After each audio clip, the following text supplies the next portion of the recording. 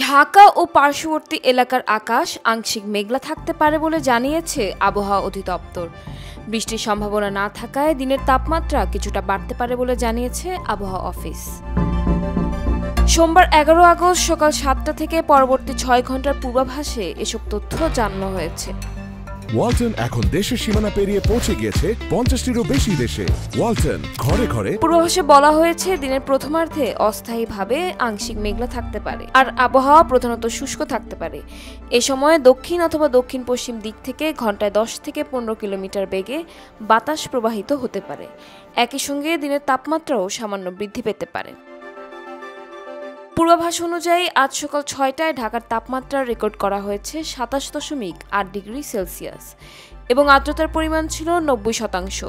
গতকাল সর্বোচ্চ তাপমাত্রা ছিল 33.6 ডিগ্রি সেলসিয়াস এবং আজকের সর্বনিম্ন তাপমাত্রা 27.6 ডিগ্রি সেলসিয়াস। আর গত 24 ঘন্টায় ঢাকার কোনো বৃষ্টিপাত রেকর্ড হয়নি।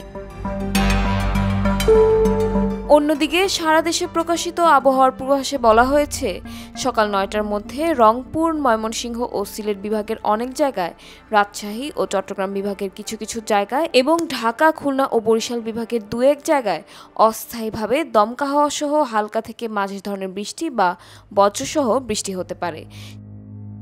সেই সঙ্গে রংপুর, ময়মনসিংহ ও সিলেট বিভাগের কোথাও কোথাও মাঝারি ধরনের ভারী থেকে ভারী বর্ষণ হতে পারে। এছাড়া সারা দিন ও রাতের তাপমাত্রা সামান্য বাড়তে পারে বলেও জানানো হয়েছে।